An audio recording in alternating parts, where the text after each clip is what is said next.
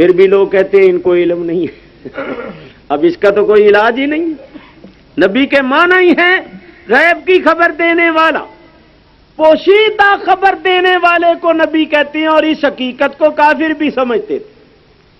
یہاں ضمناً ایک بات اور عرض کرتا ہوں، ابو جہل ایک دن اپنے گھر میں بیٹھ کر نا چند کینکریاں لے کر اسی طرح مٹھی باندھ کر کے نا تو ادھر ادھر سے دیکھا کہ نظر تو نہیں کوئی آتی، اور حضور کے پاس آ گیا، کہنے لگا اگر تو اللہ کا سچا رسول ہے تو بتا میری مٹھی میں کیا ہے۔ مولانا روم رحمت اللہ علیہ نے اس حدیث کو اپنے انداز میں پیش کیا، ویسے یہ حدیث خصائص کبریٰ شریف میں موجود ہے۔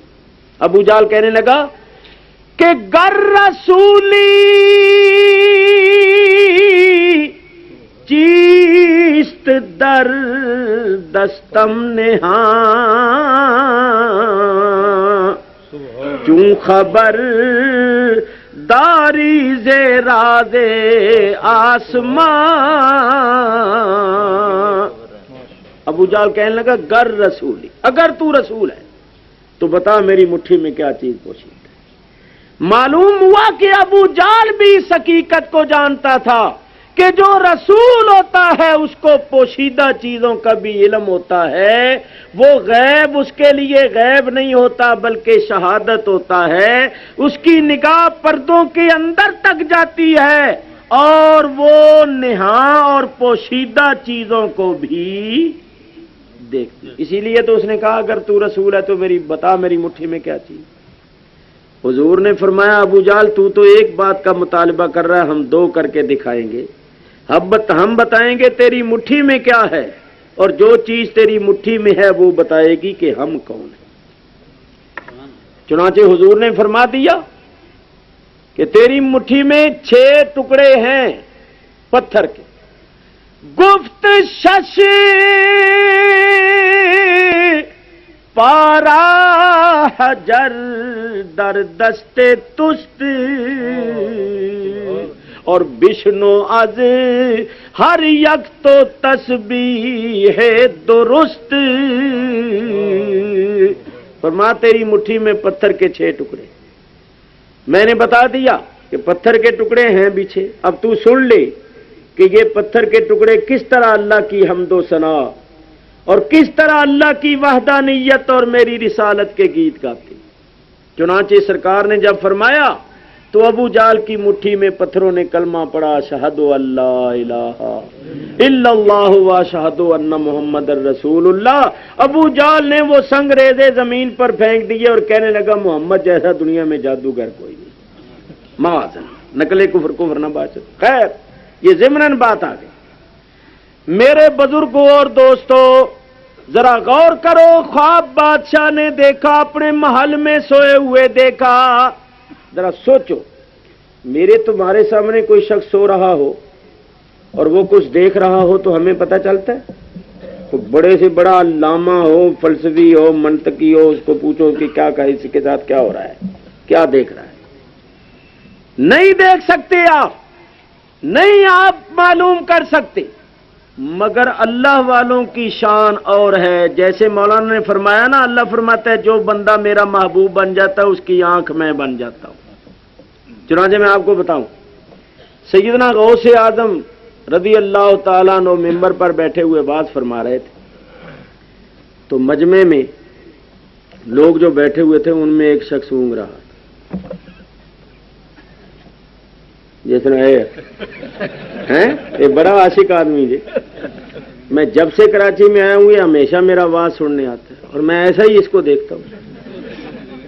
میں اس وقت بچہ سا تھا، بوڑھا ہو گیا، اسی طرح کا ہی ہے اور آندا بھی ہے، روز دور دور آتا ہے، اور بعض مرتبہ اس بیچارے کو سواری نہیں ملتی، پیدل چل کے جاتا ہے، کتنے کتنے میل یہ پیدل سفر کرتا ہے۔ تھے تو ایک آدمی مجمع میں بیٹھا ہوا اونگرا،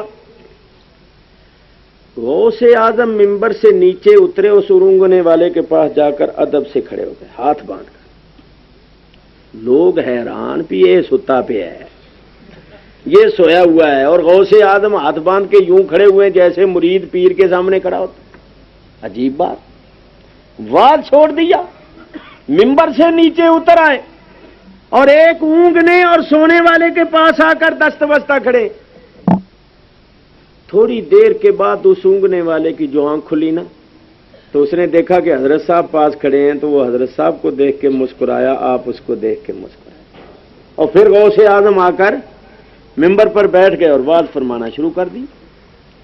जब आप फारिग हुए तो खास खास लोगों ने अर्ज किया, हजरत वो तो सो रहा था और आप उसके पास दस्त बस्ता जाकर खड़े हो गए, तो ये क्या बात थी? फरमाया, हाँ भाई, वो तो सो रहा था मगर उसकी किस्मत जाग रही थी। वो तो सो रहा था मगर उसकी किस्मत जाग रही थी। हजरत वो कैसे? फरमाया, वो उस सोने की हालत में हुजूर की जियारत कर रहा था। गौसे आजम ने फरमाया, वो तो ख्वाब में सरकार की जियारत कर रहा था और मैं उसके पास खड़ा हुआ बेदारी में सरकार को देख रहा था। तो देखिए, अल्लाह, देखिए, रहने वाली कौमों का बुत तुझे दिखाया गया है। ये कौमें हैं जो इस जमीन पर रहती, और उन सारी कौमों को एक बुत की शक्ल में तुझे दिखाया गया है कि गोया इनकी हैसियत एक बुत से बढ़कर नहीं है। जो बुत के पैर मट्टी के हैं, तो इसका मतलब यह है कि बाद कौमें गरीब हैं, उनके पास माल नहीं, उनकी हैसियत ऐसी है जैसे मट्टी होती है। जैसे मट्टी की कोई कदर कीमत या ज्यादा कीमत नहीं होती, एक ट्रक मट्टी का हम मंगवाएं तो 30-40 रुपए में मिल जाता, तो इस तरह उनकी हैसियत मट्टी की सी है, कीमत के लिहाज से भी, और वैसे भी वो कमजोर हैं, चूंकि उनके पास माल नहीं, ताकत नहीं, तो वो कमजोर है। बाद कौमों की हैसियत ऐसी है जैसे लोहा, लोहे की तरह बड़ी सख्त है, और ये भी इसकी ताबीर है कि उनका रंग बिल्कुल काला है जैसे लोहे का होता है।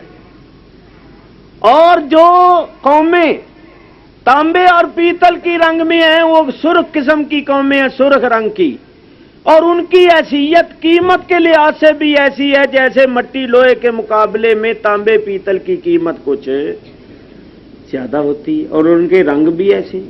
और बाद कौमें ऐसी हैं जिनके रंग बड़े सफेद हैं, बड़े खूबसूरत हैं, बड़े सुर्ख रंग है, और जिस तरह चांदी और सोने की कीमत में तफावत है, इस तरह मालदार होने की वजह से भी उनमें तफावत है। यानी किसी के पास थोड़ा सरमाया है, किसी के पास ज्यादा है, कोई कौम गरीब है, कोई मालदार है, और कोई कौम छोटी हैसियत रखती है, कोई ज्यादा हैसियत रखती है।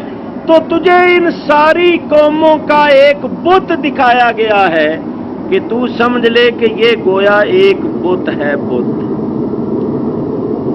है तो देखने में बड़ा, लेकिन इसके पैर कोई नहीं है, पैर बड़े कमजोर हैं, पैर इसके बड़े कमजोर हैं। और ऊपर से जो पत्थर गिरा है, तो ये पत्थर है नबी ये आखिरुज़्ज़मान अहमद मुख्तार हजरत मोहम्मद मुस्तफा सल्लल्लाहु ताला अलैहि वसल्लम।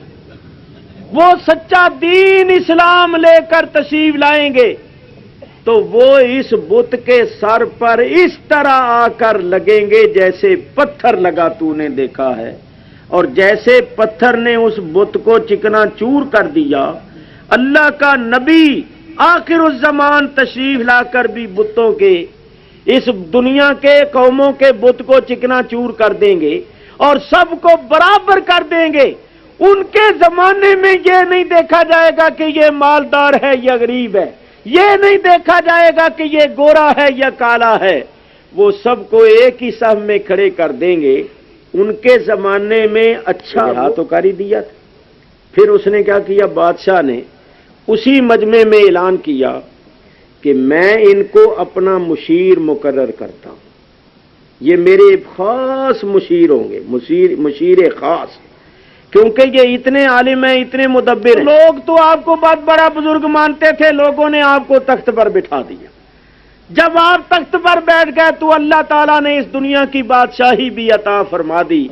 फिर आपने खुदा तरसी के तरीके पर हुकूमत की, لوگوں کو عدل و انصاف ملا، ظلم و ستم کا خاتمہ ہو گیا، اور اللہ تبارک و تعالیٰ کی مخلوق امن و سکون کے ساتھ زندگی گزارنے